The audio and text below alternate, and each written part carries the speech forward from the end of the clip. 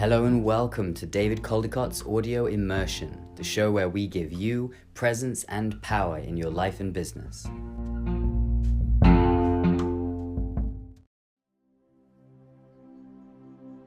Meditation's been a big one. I did this yesterday for the first time, and I'm like, why didn't I think of this before? But I was listening to a worthiness YouTube tape. It was like worthiness affirmations while I'm working out.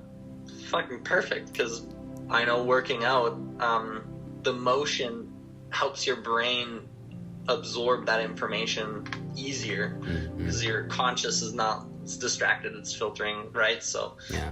Are you saying the affirmations out loud? No, that I haven't, because I'm in the gym. Okay. Do you go for a walk in the morning? I haven't. I can recommend very highly the following little exercise, which is quite easy to get started with. You just got to break it down to its simple steps. Years ago, I read The Power of Habit and about forming the habits, and you got to start small and break it down. So the first day, you don't go for the run, you just put your shoes on, that's it. Yeah. You just wake up at the proper time.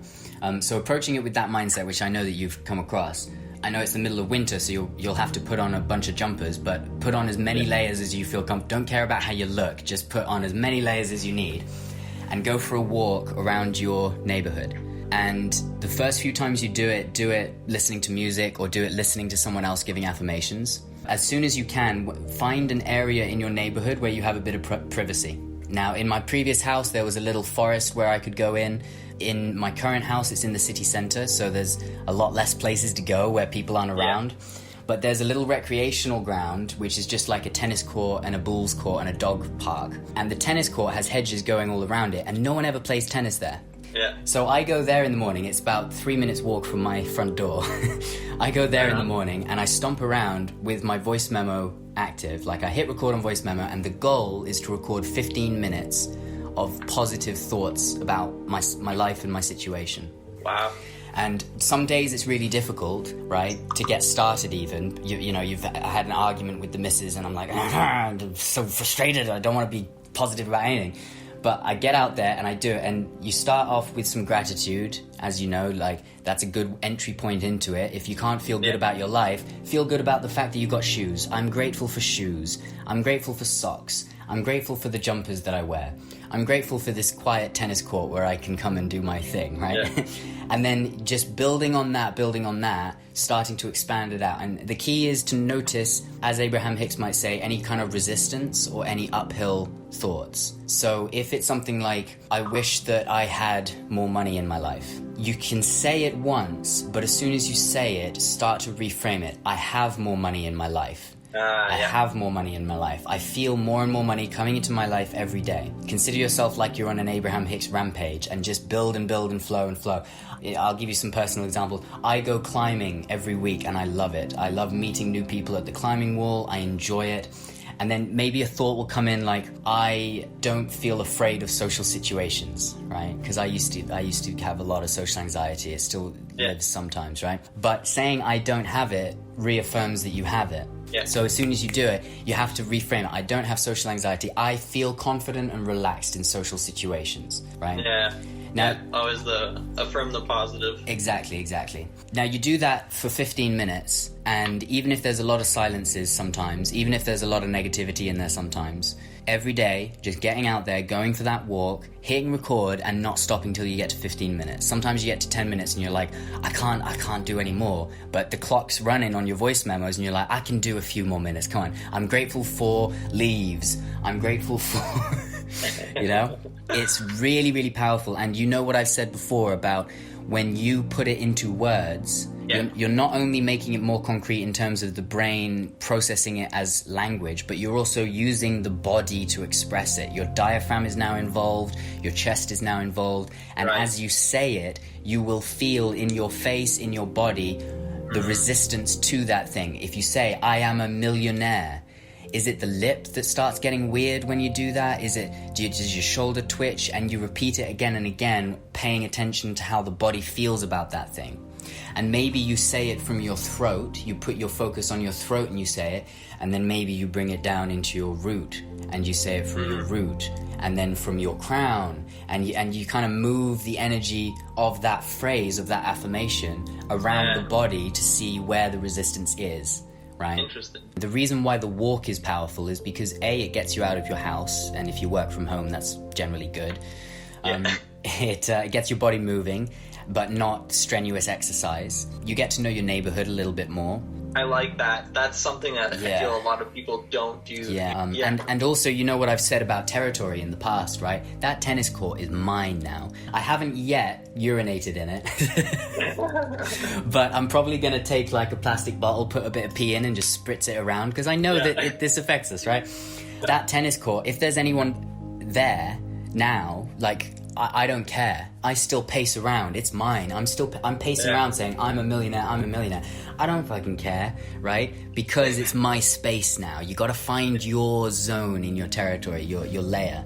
And from that space, start manifesting. And a cool thing that happens is that sometimes I end up being there for 40 minutes, because after the 15 minutes of gratitude and manifestation, on one occasion I imagined I was giving like a TED talk, and I just delivered a TED talk, or I rehearsed a sales call, or I rehearsed the introduction to the next retreat, and like that kind of practice gives me more confidence. It also, I'm recording it on my voice memos, so if it's fucking golden, there's some content for the podcast, right?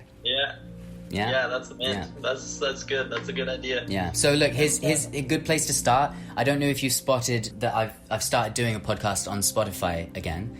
I did notice that. Yeah, cool. So one of the episodes on there is one of the recordings from that 15-minute session. So the first couple of times that you go out for the walk, play that, and that'll give you the starting point to then build your own on. Yeah, I like that, because that's something I noticed, especially in the last month or two, is I've let myself slip into a scarcity mindset. If you can commit to doing it every day, then it will work like 7 times faster to the power of 10. Like, honestly, it will. and it because it works on so many levels. It gets you out of the house, it gets you the walking. It's an easier thing to commit to than a meditation practice, in my opinion, because often the meditation practice gets boring quickly. But when you go for a walk, you can go for a walk in a different direction. You've got different people that you're passing. It's enough new, interesting to keep it a little bit more consistent. The other thing that's important is make sure you record it. You may be tempted to not bother recording it, but record it. So I've got literally dozens and dozens and dozens of voice memos of me doing that. And occasionally, sometimes when I'm struggling to sleep, I'll go for a walk in the middle of the night, and I'll play a random one. I'll just pick one at random, and maybe it's one from 2 months ago. And it's interesting to feel the difference and know that what I was saying then, there was still resistance, and now I am free of that resistance. Yeah, you see the change. Yeah, and then you know what I'm like. I'm crazy. I had a play around where I was doing some Christmas shopping, and I started getting a little bit overwhelmed by all the people and feeling like a bit ugh. So I played one of those voice memos through my headset, and I realized that the pace of it, I could reply to myself. So in the voice memo, I'm saying, I enroll 10 wonderful new clients into my new program. And I then said to myself, as if I was on a phone call to a client, I said, of course you are. You're going to enroll 10 like it's nothing. It's going to be so easy, brother. You've got this. So I'm walking around doing Christmas shopping, being like, of course you're going to make $1 million. Of course you are. You've already made it, brother. You have already made it. You've been doing so fucking well. And people around aren't mostly noticing, but occasionally someone will be like, oh? And I feel like some kind of like motivational coach walking around, and I'm just talking to myself in a voice memo, but it's fucking, it's powerful, man. It's really powerful. I definitely see the dynamics in that, like on so many levels. Yeah, like wow. And it's so me as well, isn't it? That's the kind of thing I'd do. Who are you talking to? Oh, just myself from 2 months ago. I'm just motivating myself from 2 months ago. Sometimes, obviously, it's difficult. Sometimes it's very difficult. Like when you're looking at your bank account, to say I am a millionaire can be very difficult, right? And you can chunk it down and make it smaller and make it easier to digest, such as I see my bank account balance growing every day or every month, right? You find the thing that's a little easier to say. But some techniques that I've been using, if I find it difficult to speak positively about something.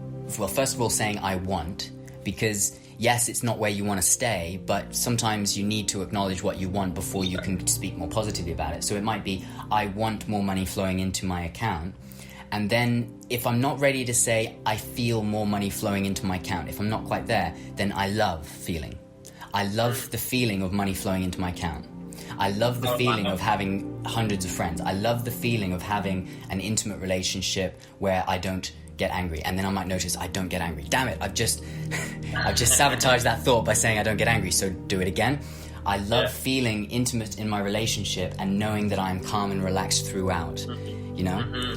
So saying I love something, even if it doesn't exist in the real mind in the way that you can make sense of, saying I love it is true, you know? That's not denying your current bank account balance, saying I love having lots of money. And it's still putting energy into the thing that you would like to experience. And that's... once you feel that love, you feel that love, you feel that love, and then it's easier and quicker for you to then swap the love with I am rich, I have lots of money, it is there now. You start embodying it. How about I allow myself to feel, I guess that could be one of the stepping stones, right? I allow myself to feel like a millionaire, or I allow myself to receive more love. Yes. Things like that. I give myself permission to feel more positively about my financial situation. Things like that.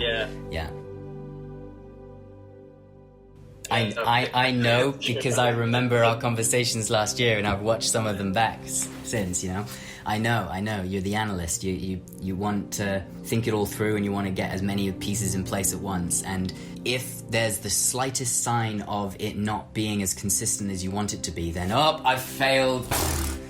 It's all lost. I might as well give up and call myself a failure again, right? But the truth is, it's a lawnmower. Like, the first time I decided I was going to go for a walk, so I practiced the process of getting ready for the walk, and then went on a walk maybe 3 days in a row. And then 3 weeks passed, and I didn't go for a walk. And then I felt, okay, I'm ready to go for a walk again. And then I did it for a week or 2 weeks, and then a month passes, right? So you need to be patient with your own self as you go through the seasons and as you go through your own journey. That's the thing. I know. I know. I want it now. The way you be consistent is you take it step by step. That's the way you be consistent. You don't worry about the fact that you've fallen off of the track. Sometimes, if you're trying to hike a mountain, sometimes you have to stop and set camp and just stay where you are. That doesn't mean that you've gone back down the mountain, right? No. Doing it for 3 days in a row is better than not having done it at all. So even if it takes you a month to do 7 days in a row when you next have a go at it, it's all on the upward track. And this has been a big insight for me over the past year and a half, is that these things take longer than I thought they do.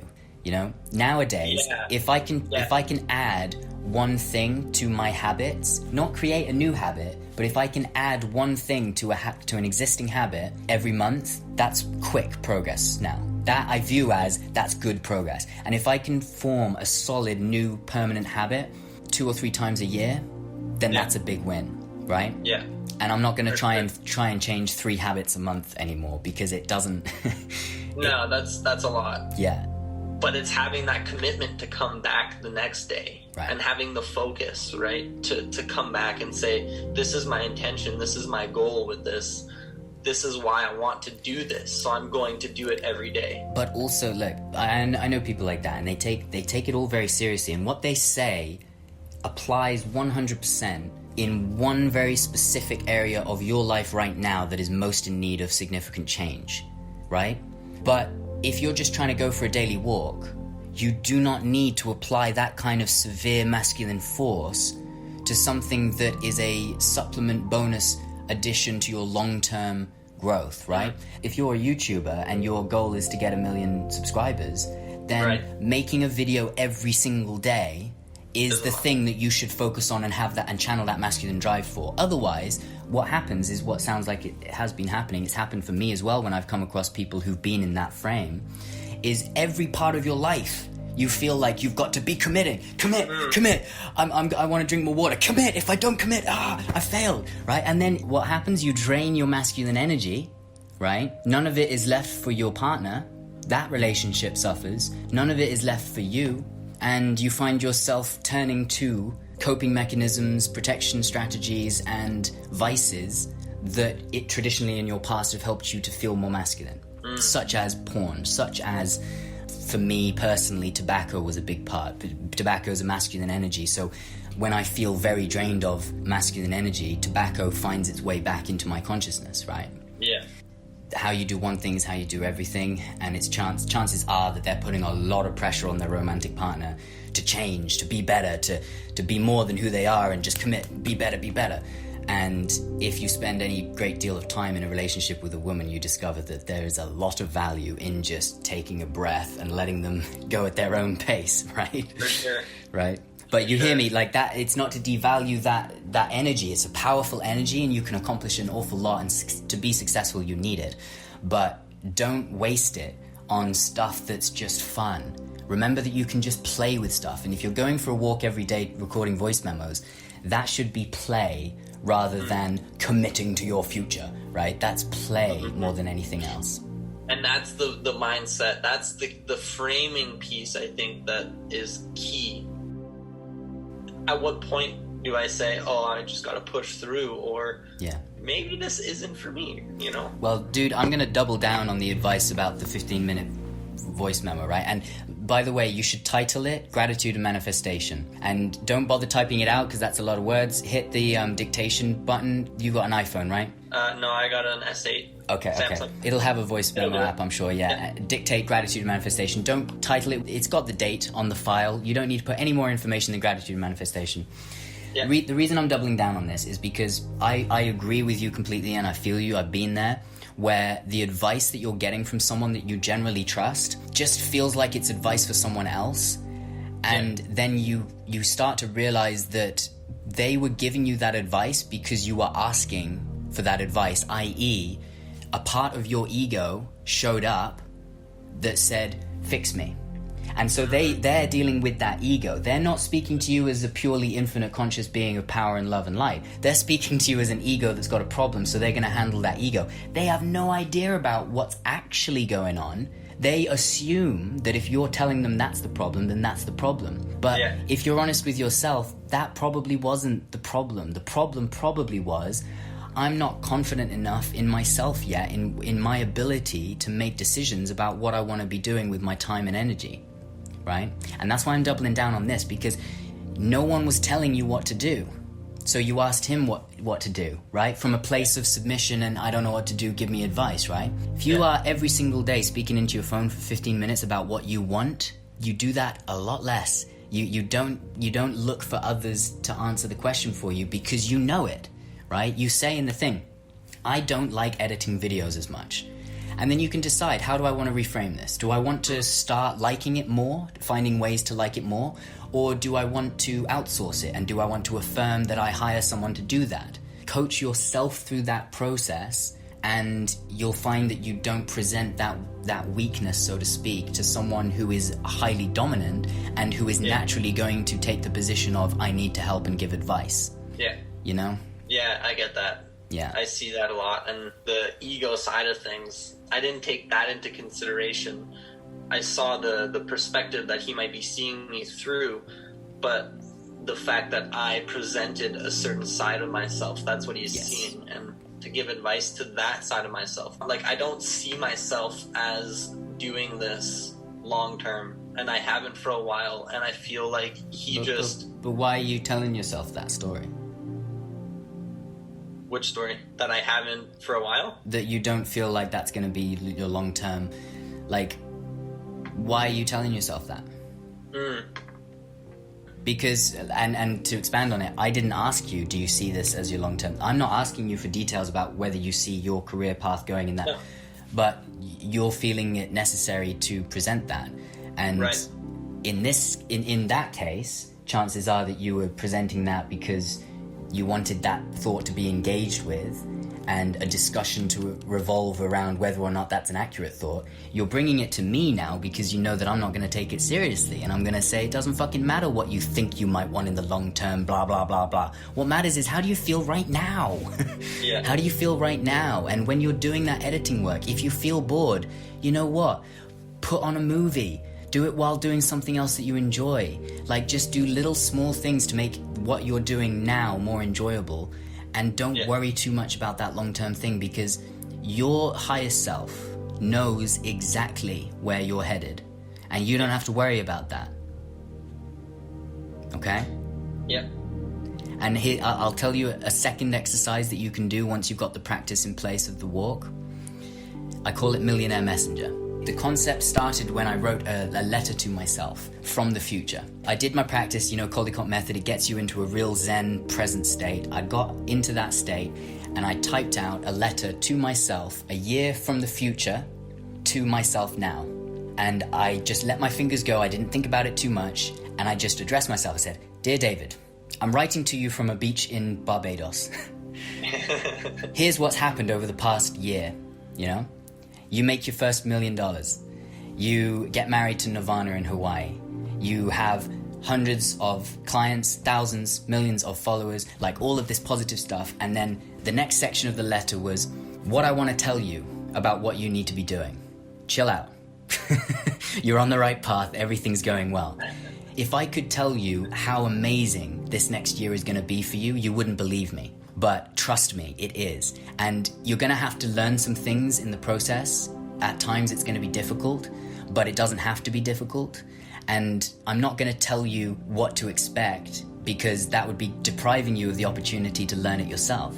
But you're on the right path, brother. You're on the right path. Keep doing what you're doing. Now, I did that. That was so powerful to do.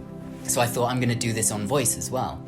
So I started hitting record on the voice memo and speaking to myself from the future to myself now, and again channeling through what would I say if I'm there with the £1 million in the bank, everything has gone smooth and wonderfully. What would I say to myself now on this day where I'm worrying about this bill that I've got coming up or this problem, right? What would I actually say to myself? Then I decided, okay, so if I sent that message from the future, then I should probably build a habit of sending messages to the past. Because if I'm independent of time and space, then that message that I sent to myself, I actually had to send it. I can't just extract it from the future. My future self is going to have to sit down one day, and even if it's in meditation, consciously channel and send that message to the past. So I better start building it as a practice. So then I decided to do messages to the past. And I sent a voice memo message to myself a year ago saying, "Hey David, I know that things are going exciting in your coaching business. I want to let you know that there's some tough times coming and you need to be prepared for it." And speaking now to myself in the past, sending that channeling message, building that habit of communication and dialogue between my future self and my past self, so that I create a streamline that is ultimately a way that my higher self directs me in the present. Totally. That's some trippy shit. Right? So now you're practicing opening those channels to speak to the reality in which you actually want to be in. And by practicing in the past, it's just reaffirming, like that action in the future. It's like, oh yeah, well, I'm talking to myself in the past now. Totally keep doing this practice. The future me is obviously communicating with myself for good. Exactly. What I did want to touch on with you writing that letter, the idea that I said, I don't see videography as being my career. Right. You said, why am I saying that? And I'll note that's a rhetorical question, because I know the answer to why you're saying that. You're saying that because there's a fear that lives inside of you that something bad is going to happen if you make the wrong decision about what you're doing now.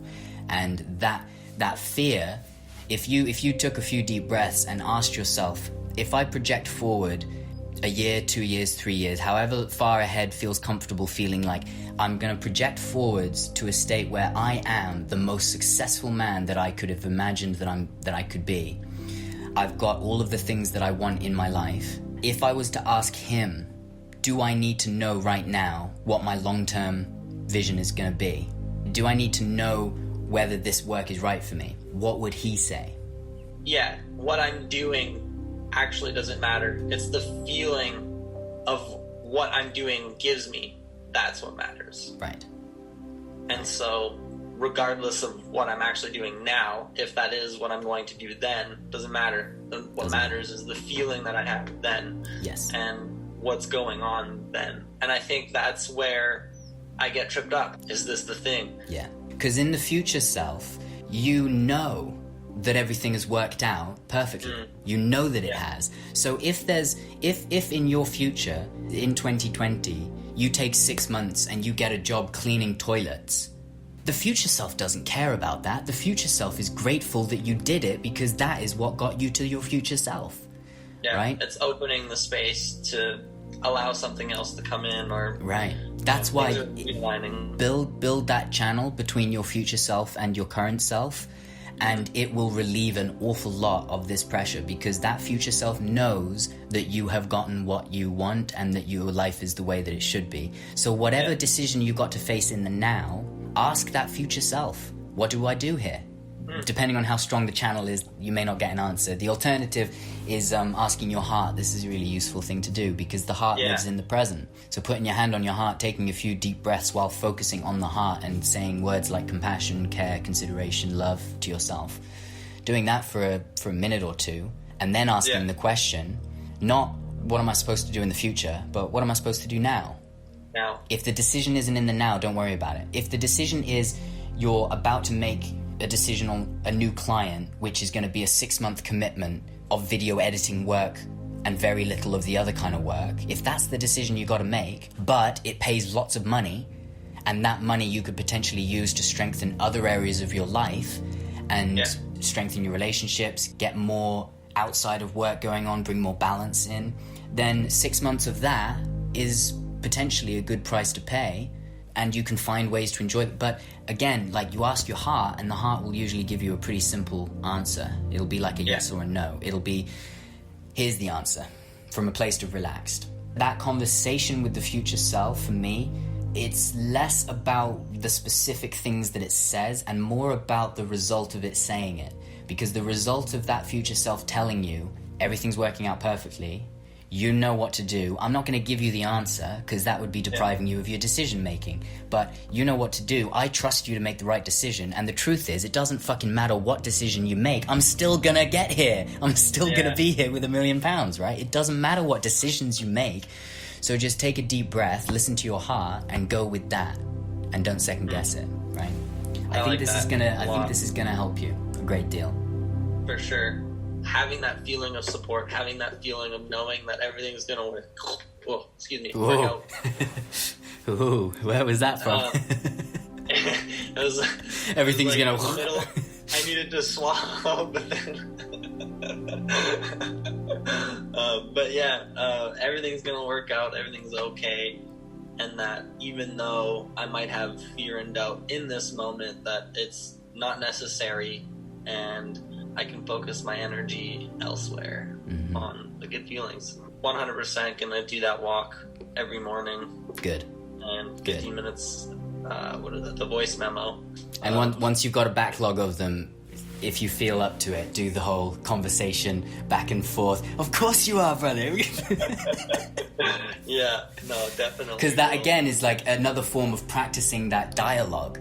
Because I'm talking to myself from 2 months ago, when the things that I was trying to manifest and struggling to feel grateful for, they were more difficult then than they are now. So I'm giving, from the now, I'm giving the extra boost that I've got to the me of the past.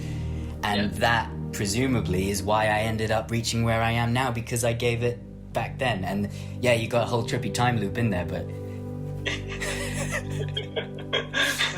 For sure. Yeah, that's what makes it fun. And it's a way to track your progress too. Yeah, it's a measurable, something that you can measure. You see the difference in your demeanor, your attitude, just all of it. Yeah, and it's especially when you do it after an argument with someone that you care about, and then a few months later you listen to it again and you hear the way that you felt and the story that you kind of told yourself and that you were wrestling with, and it just shows you quite often, like, Oh man, I was so in the wrong, and then that can give you the boost to then go the extra mile to make it better, you know? Because sometimes you forget how much of a shit you were 3 months ago during fights, right? And that's like a social currency that can build up. And so reconnecting with it as the more mature, a few months older you can be like, I've got some making up to do. You just need to open a communication channel with yourself from the future and the past, and know yourself by knowing yourself, not by asking people or behaving in ways that elicit people to give you advice about what they think you need to admit about yourself. Like, admit it first yourself by talking to yourself more, and the rest takes care of itself. And then when you're ready to get really meta, we'll set you up with a Slack workspace and partition off your personality into different people and then get them talking. That's when it gets really fun. For instance, I recently discovered, and I'll be posting the video where I did method on this on the YouTube channel in a few weeks, but I've discovered that the person who I had put in control of finances in my life, the part of me that was in control of finances, is called Alice. And she lives right here in my chest. She's also related to tobacco usage. She's also related to pornography usage. It's also responsible for me being afraid to connect with people on a deeper level. So Alice is in there, right? And for whatever reason, I put her in charge of money. Because on Slack, I have different accounts for different roles, but they're not called names, they're just called roles. So the role was financial controller. And after a few months, you notice which roles show up and log in regularly and do the work that you ask them to do. And then you get some problem ones, just like you would in any business. And the financial controller wasn't doing any work. They were never logging in. And when they did log in, they would just complain. They'd be like, we've got a bill coming up and I can't see. Someone's going to have to make a sale soon. Right? And this is all me. I'm just flowing. I'm allowing it to flow through, right?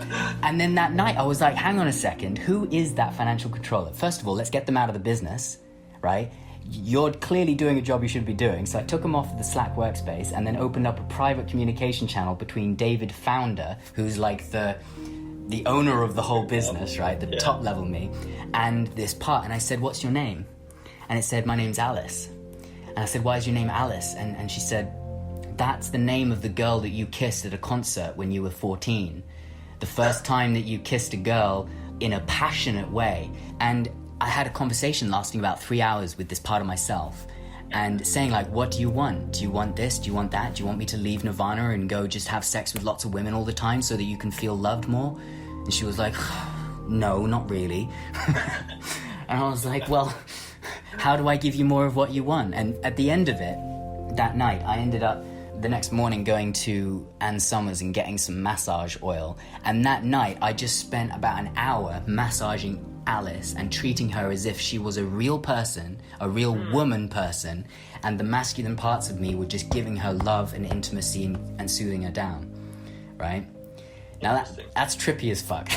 I can tell you, having a conversation with yourself, it made me think, do I have dissociative identity disorder? Like, am I split personality?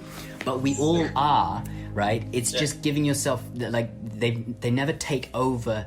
It's clinical if they take over and you lose your memory through it. Yeah. If they're that strong. But just because they're not that strong doesn't mean they don't have a lot of influence over you. Yeah. And it helps to give it a voice to actually say, what is wrong? Why aren't you? And she was like, why did you put me in charge of money? I don't like being in charge of money, and I haven't been able to help you, and yet I've been pissing everybody else in the team off because everyone's like, we make money and then you don't control it properly. Yeah. Right? So now that she's not doing that job, I can now look around myself and be like, who else is going to be able to do this job better while Alice now is in charge of something else? And you know what job Alice is gravitating towards now that I'm giving her comfort and support? Social media manager. The part of the role that she loves is being in charge of posting stuff and creating content. That's what she wanted to do. She didn't want to think about the money, but I was putting her in that role. But now she's doing the social media management role. That is flourishing compared to where it was when Alice was trying to do something else, you see. Yeah. Right on. And this is what's going to make both of our businesses, now that I've shared this with you and as you play with it yourself, as our businesses grow and we end up hiring real people, guess what? It's going to be fucking easy. Yeah. Right? Because if it's not working, you already know what to do because you've done it with yourself, right? Yeah. You don't have to fire them. You don't have to get rid of them. You need to understand what they need and what other position they would be better suited for. And that's going to create a really powerful company culture, because it starts with creating a powerful culture of the democracy of personalities within you. I see that. What's coming to mind is how do you channel into those parts, and how do you actually dictate who's doing what? Like, I know there's a lot of intuition that has to play into that. I guess, how do you discern that that's the part? I know I understand what what you're saying. It's just like my analyzing mind is just trying to make sense of this. Yeah. Is like, how do I get there?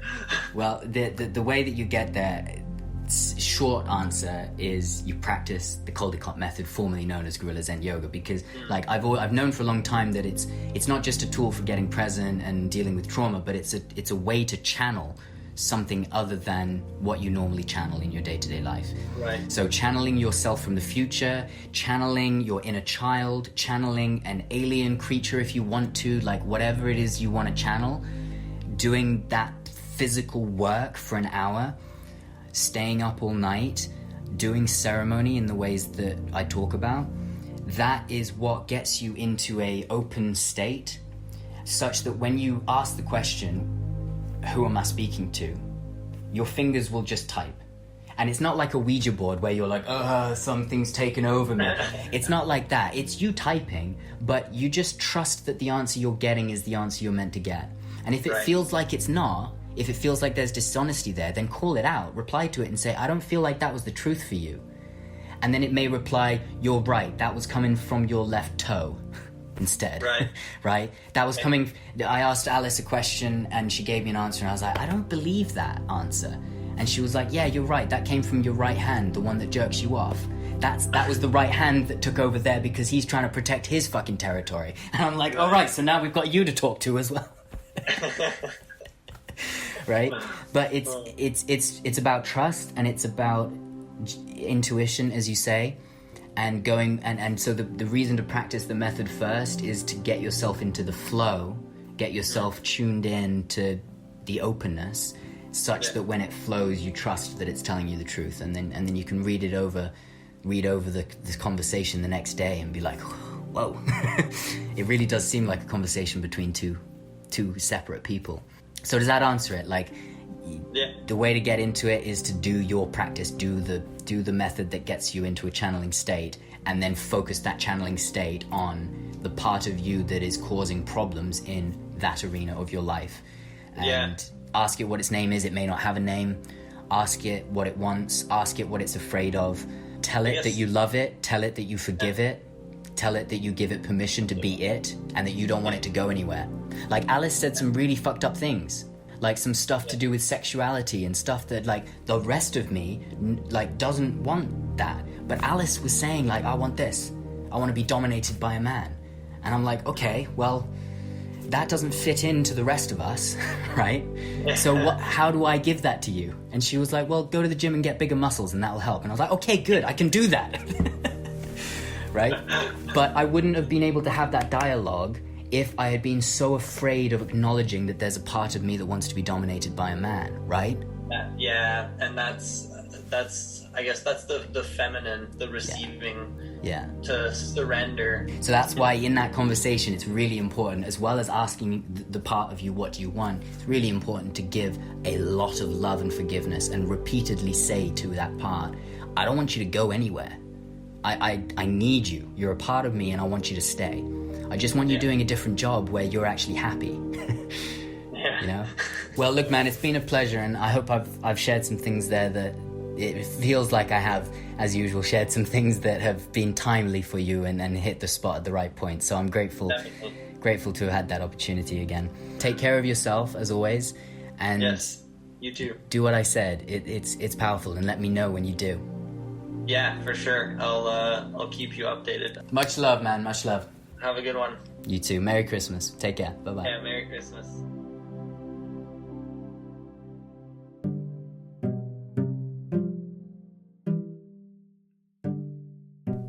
All right, thank you so much for listening. Do make sure to follow, do make sure to subscribe to my channels at David Caldicott.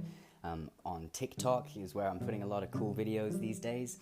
And on Facebook at David Caldicott Media. On YouTube, the channel is David Caldicott or the Caldicott Method. Do make sure to follow and give us a like, give us some love, give us some support. And I look forward to seeing you again soon. Bye-bye.